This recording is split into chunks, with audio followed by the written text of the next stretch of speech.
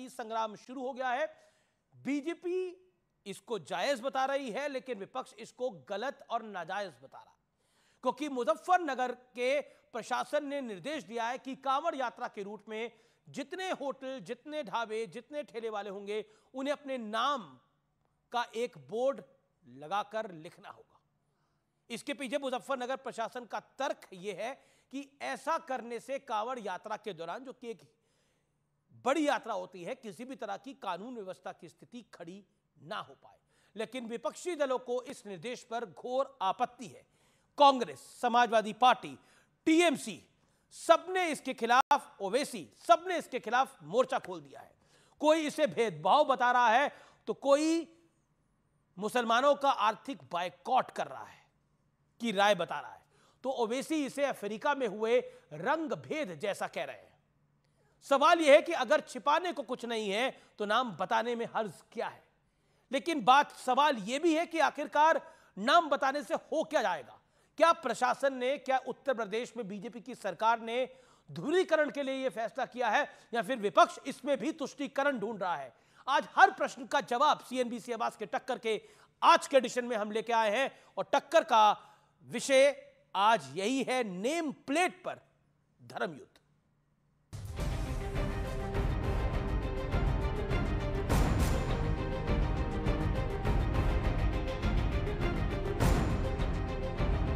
बाईस जुलाई से शुरू हो रहे सावन से पहले मुजफ्फरनगर के एसएसपी ने आदेश दिया कि कांवड़ यात्रा मार्ग पर मौजूद ढाबों और होटलों पर उसके मालिक और चलाने वालों के नाम लिखे जाएं।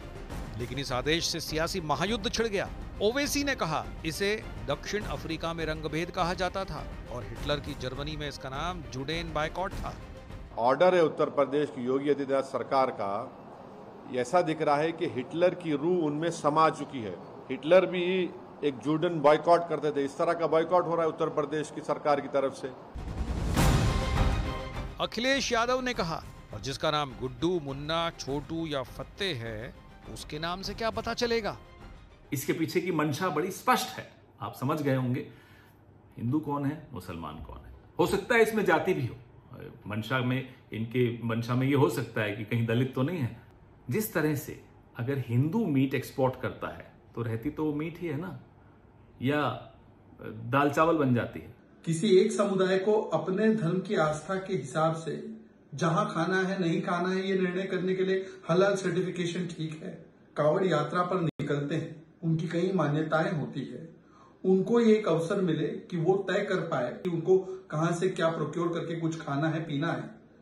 तो भाई वो सेकुलरिज्म का सबसे बड़ा खतरा, लोकतंत्र खतरे में। ये पता नहीं क्यों हमारे विरोधी कोई भी विषय होता है, वो नाम और पहचान छुपाने वालों के साथ क्यों खड़े हो जाते हैं। हालांकि एनडीए की सहयोगी जेडीयू ने भी इस फैसले पर सवाल उठा दिया है।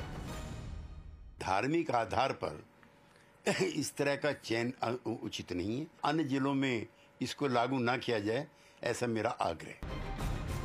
एक तर्क यह भी दिया जा रहा है कि आखिर पहचान बताने में हर्ज ही क्या है। तो आज इसी मुद्दे पर होगी देश की सबसे बड़ी बहस। और अब टक्कर में वक्त है विश्लेषण का, यानी एक एनालिसिस का, जिसमें हम बताएंगे कौन फॉर है और कौन अगेंस्ट है। नाम पर मचे घमासान का विश्लेषण। मैं आज आपको दो विषय बताऊंगा, जो फैसले के साथ हैं और जो फैसले के खिलाफ है। पहचान छुपाने की जरूरत क्यों है? फैसले के साथ जो पक्ष है वो ये कह रहा है, फैसले के जो खिलाफ है ये मुसलमानों पर आर्थिक प्रतिबंध जैसा है।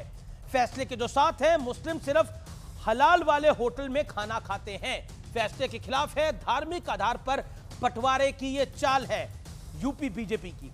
कांवड़ यात्रा के दौरान शुद्ध भोजन का एक नियम है जो फैसले के साथ है। जो फैसले के खिलाफ है, एक समुदाय को टारगेट किया जा रहा है। बर्ताव में आगे, हिंदू नाम से अन्य धर्म के लोग होटल चलाते हैं और पकड़े गए हैं। ऐसे कई फैक्चुअल डेटा मौजूद है जिसके अंदर ऐसा हुआ है, और फैसले के साथ का पक्ष ये बात कह रहा है। लेकिन जो फैसले के खिलाफ है, आपसी सौहार्द बिगड़ने का इससे खतरा है। लेकिन आज हमारा बड़ा प्रश्न क्या है, बड़ा सवाल क्या है? फैसले में किसी एक धर्म का जिक्र नहीं है। ऐसे में क्या इस पर सवाल उचित है? बड़ी बात यह है। लेकिन फैसला लिया क्यों गया, फैसले की टाइमिंग और साथ ही साथ फैसले की जरूरत, उसकी भी हम बात करेंगे। शलमणि त्रिपाठी भारतीय जनता पार्टी के विधायक है और प्रवक्ता है, उनका अभिनंदन है। मेरे साथ रिजवान अहमद है, जाने माने मुस्लिम स्कॉलर हैं और पेशे से वकील हैं, उनका अभिनंदन है। वारिस पठान भी पेशे से वकील हैं और प्रवक्ता हैं AIMIM के, उनका अभिनंदन है। मेरे साथ अजीज खान साहब हैं, प्रवक्ता है समाजवादी पार्टी के, उनका अभिनंदन है। तौसीफ खान है TMC के, उनका अभिनंदन है। तो ये पूरा मंच है। मैं वारिस पठान इस चर्चा की शुरुआत आपसे करता हूं और आपसे 50 सेकंड में जानना चाहता हूं, क्या आपको लगता है कि जब धर्म पूछा ही नहीं गया, सिर्फ ये पूछा गया कि आपको नाम लिखना है, और नाम लिखने में तो सबको गर्व होता है, तो नाम लिखने में हर्ज क्या है? ये जो ये मुजफ्फरनगर के डीसीपी ने निकाला है फरमान, हम इसका खंडन करते हैं। ये असंवैधानिक है, डेमोक्रेसी के खिलाफ है, सेक्युलरिज्म के खिलाफ है, संविधान के धज्जियां उड़ा रहा है। संविधान का जो आर्टिकल 17 है वो इसकी इजाज़त नहीं देता। ये आर्टिकल 21 का उल्लंघन है जो राइट टू लाइवलीहुड देता है। अब इस फरमान से अमीज भाई होगा ये कि वहाँ पे कितने लोगों ने अपने अपने दुकान में, व्यवसाय में, रेस्टोरेंट में जो काम कर रहे थे मुसलमान लड़के, उनको लोगों ने निकाल दिया। अब वो कहाँ जाएंगे? मोदी ने कहा था 2 करोड़ युवाओं को रोजगार मिलेगा, मतलब यहाँ तो बेरोजगारी बढ़ गई। और ये इसका आप देखिए क्यों हो रहा है, ये पता है अमीश भाई आपको? 4 जून से लेके जो बीजेपी को झटका पड़ा है ना चुनाव का, उनकी पूरी नैया डूब गई है, हिल गए। तो ये बौखलाहट, घबराहट, फ्रस्ट्रेशन का नतीजा है कि अब से 4 जून से अब तक 8 से 9 मुसलमानों की मॉब लिंचिंग करके हत्या कर दी गई। कभी गाय के नाम पे मार दिया गया, कभी JSR के नाम पे मार दिया गया। तो मुसलमानों के प्रति जो नफरत फैलाने का जो कार्यक्रम शुरू हुआ है ना बीजेपी का, ये रुकता नहीं। अभी हमने देखा कि ये तो सिर्फ एक चीज है, चलो कावड़िया वहां से जा रहे थे, वहां पे नाम से क्या होगा? कोई मुन्ना चाय वाला लिख दिया, किसने पप्पू दूध वाला लिख दिया, तो कैसे पहचानोगे कि मुसलमान है या नॉन मुस्लिम है? क्या वहां पे अब आधार कार्ड, वोटिंग कार्ड भी चिटकाना पड़ेगा क्या दुकान के बाहर? ये बिल्कुल मुसलमानों का आर्थिक बहिष्कार करने वाली बात है। तो हिटलर चाहिए, हिटलर ने अपने जमाने में इसी तरह किया था ना। तो हिटलर की अगर फॉलोइंग करना डिक्टेटरशिप हो तो हम बोले संविधान को बचाना। 50 सेकंड खत्म नहीं हुआ है, सुनिए, 50 सेकंड खत्म नहीं हुआ है। 50 सेकंड क्या, आपके 2.25 मिनट खत्म हो गए, लेकिन मैं आपको फिर 30 सेकंड देने को तैयार हूं। लेकिन आदेश में कहा गया स्वेच्छा से करिए, आपकी चॉइस है। नहीं, स्वेच्छा से तो फ्रीडम ऑफ चॉइस है, जिसको वहां पे खाना है खाए, नहीं खाना नहीं खाना, मगर इस तरह से आप धर्म के नाम पे विभाजन करने की कोशिश करो। खासतौर से मुसलमानों के व्यवसाय के खिलाफ आप लग गए। और कावड़ खाली क्या मुजफ्फरनगर में नहीं कर, दूसरी जगह पे भी तो आ रहे, मगर वहां स्पेसिफिकली क्यों करना, और इसी साल क्यों करना है? 10 साल से तो आपकी सरकार सत्ता में थी। ये कहीं ना कहीं एक चीज दर्शाता है, जो रमेश भाई मुसलमानों के खिलाफ जो नफरत बढ़ रही है ना। कोल्हापुर का आपने इंसिडेंट्स की क्यों नहीं जिक्र किया? कोल्हापुर में क्या हुआ पता है ना आपको? किस तरह विशालगढ़ के अंदर पुलिस के सामने हिंदुत्ववादी लोग घुस गए, गुंडे मस्जिद के ऊपर चढ़ गए, तोड़ दिया। 6 दिसंबर 1992 की याद दिला दिया, मस्जिद का डेकोरेशन कर दिया, नीचे जाकर कुरान शरीफ को जला दिया अमीश भाई, घरों में घुस के औरतों को, निहत्थियों को मार दिया। और खामोश सरकार बैठी है, फडणवीस और शिंदे साहब की सरकार, कोई एक्शन नहीं। हमने आवाज उठाया तो लेके महाराष्ट्र तक सब कवर कर लिया है, यूपी से लेके अरे ये सब मुसलमानों के खिलाफ नफरत फैलाई जा रही है। ये मुसलमानों की एंटी है वो मोदी सरकार। ठीक है, यू मेड और ये जो उसने बोलता ना, मेरे साथ रिजवान अहमद है, विश्वास पेशे से वकील है। रिजवान अहमद, एक सेकंड, रिजवान अहमद ऑन आपने अपनी बात को रखा। रिजवान अहमद, मैं जावेद अख्तर साहब को, जाने माने साहित्यकार हैं, गीतकार हैं, उन्होंने क्या कहा मैं आपको बता देता हूं। मुजफ्फरनगर यूपी पुलिस ने निर्देश दिया है कि निकट भविष्य में किसी विशेष धार्मिक जुलूस के मार्ग पर सभी दुकानों, रेस्टोरेंट और यहां तक कि वाहनों पर मालिक का नाम प्रमुखता से स्पष्ट रूप से दर्शाया जाना चाहिए। क्यों? नाजी जर्मनी में न केवल विशेष दुकानों और घरों की पर भी की पहचान निशान बनाते थे, बेसिकली इसको नाजीज्म के साथ जोड़ा है। क्या आपको लगता है कि एक संप्रदाय विशेष को टारगेट करने के लिए शासन प्रशासन का ये एक नेगेटिव फैसला है, और क्यों इसको नेगेटिव ना माना जाए? क्यों आपसी सौहार्द बिगाड़ने वाला ना माना जाए? जी हाँ, शुक्रिया शुक्रिया। जय हिंद, वंदे मातरम। देखिए, अभी हमारे भाई ने कहा कि धर्म के नाम पर विभाजन हो रहा है। धर्म के नाम पर विभाजन तो उस क्लासरूम में भी हो गया था जहां पर कहा था कि हमारी लड़की तो हिजाबी में अंदर आएगी, हिजाब के बिना क्लासरूम में घुसेगी नहीं। विभाजन तो क्लासरूम में धर्म के नाम पर हो गया था, पहली चीज। दूसरी चीज, विभाजन की जहां तक बात है, और खान पान का कभी कोई मजहब नहीं होता, खाना खिलाने वाला, पानी पिलाने वाले का भी कभी मजहब नहीं होता। ये सिर्फ सावन के महीने के लिए एक एहतियात है। और अगर खाने का कोई मजहब नहीं होता तो कभी तो मिठाई मिठाई रहती है, कभी वो प्रसाद बन जाती है, और जब प्रसाद बन जाती है तो 90% मुसलमान उसे खाता नहीं है। कि यार ये तो शिर्क है, ये तो गुनाह है। तो भैया मिठाई को मिठाई रहने दो, प्रसाद भी अगर मिठाई के रूप में मिल रहा है तो मिठाई समझ के खा लो, क्यों नहीं खाते हो? तो वहां पर तुम्हें जो प्रसाद और मिठाई का फर्क नजर आता है, तो धर्म के नाम पर सेक्युलरिज्म खतरे में नहीं आता।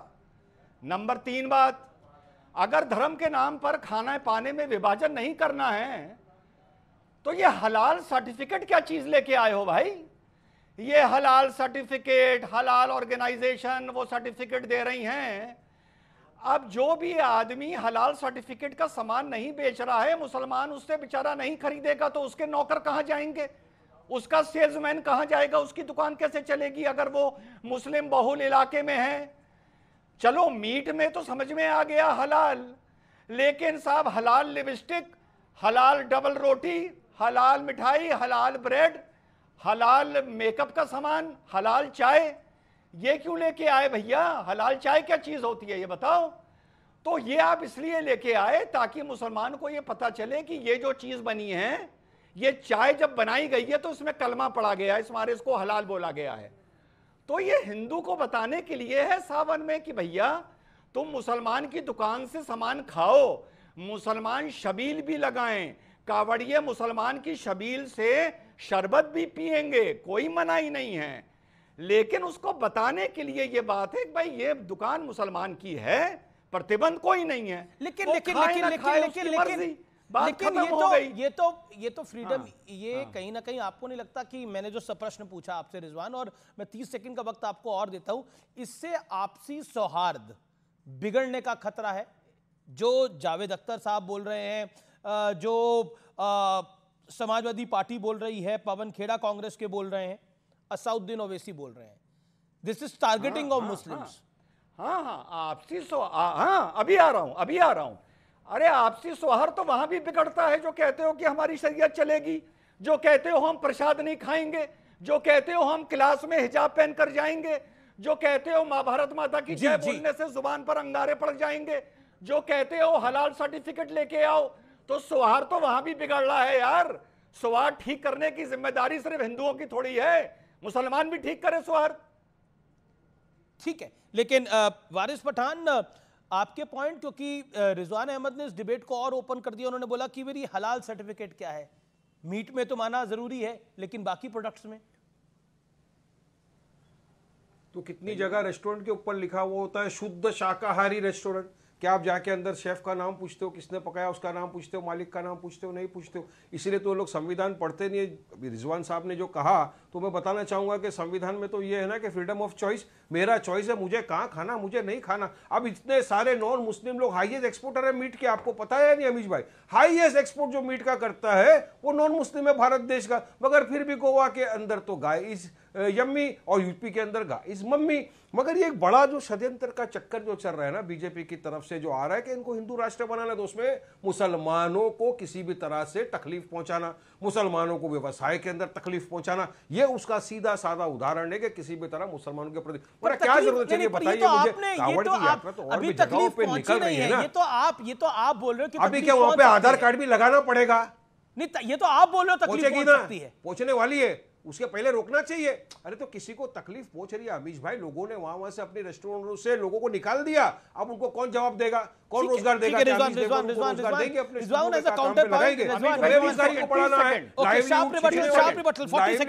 वाली बात है, छीनने वाली बात है। 40 सेकंड रिजवान अहमद, 30 सेकंड अमीश भाई, वहां पर 10 सेकंड। अरे वहां मैकडोनल्ड भी है, केएफसी भी है, स्टारबक्स भी है। एक सेकंड रिजवान, सुनिए, अलाउड है। सुनिए, तो मैकडोनल्ड और केएफसी, मैकडोनल्ड और केएफसी गलत बता रहे हैं ना कि हम माल क्या बेच रहे हैं। अमीश भाई, ओके, रिजवान अहमद, अलाउड है वहां पे केएफसी है, मैकडोनल्ड है। पॉइंट आपकी बात के अंदर, आपकी पॉइंट रिजवान अहमद रिप्लाई। अमीश भाई, उनके साथ सेटिंग हो गई है। वारिस भाई, अब आपने 10 सेकंड बोला था, अब आपने 10 सेकंड बोला था, you made your point. Waris Pathan, you made your point. Rizwan Ahmed 30 seconds. Amish भाई जी, मैटर ऑफ चॉइस वहां पर आती है जब मुसलमान आदमी कहे मुझे बिल्डिंग में मकान खरीदना है, और क्योंकि वो मुसलमान है उसे मकान ना बेचा जाए। जहां मैटर ऑफ चॉइस है, कावड़िए के पास मैटर ऑफ चॉइस है कि वो दुकान हिंदू की है, ये दुकान मुसलमान की है, वो जा चाहे जाए। और अभी अगर वारिस भाई ने केएफसी का नाम लिया तो वारिस भाई, ये आप ही लोग हो जो केएफसी को मजहब के साथ जोड़ के कहते हो केएफसी का बॉयकॉट करो। आप कहते हो केएफसी और पेप्सी का बॉयकॉट करो। क्या पेप्सी और केएफसी का कोई मजहब होता है? क्यों कहते हो? क्यों कहते हो? बताओ। सुनिए, आप नहीं समझ सके इत्मीनान उस रूट पे रिजवान साहब, उस रूट के ऊपर केएफसी। अरे काहे नहीं समझ सकेंगे? मेरी बात का जवाब ही नहीं है तुम्हारे पास। उनके लिए क्यों नहीं? क्या वहां पे काम नहीं करता, जॉब नहीं करता है कोई आदमी? उसका भी जॉब नहीं, वहां कुछ नहीं। पेप्सी का मजहब हो गया, पता है कि मुसलमान, पेप्सी का मजहब हो गया, रेस्टोरेंट है वही, केएफसी के मुर्गे का मजहब हो गया। क्या बात है, क्या बात है? ठीक है, Rizwan you made your point. के लिए नहीं कानून लगता। 30 सेकंड वारिस पठान, ये सिर्फ मुसलमानों के लिए करना है, बाकी किसी के लिए नहीं है ये।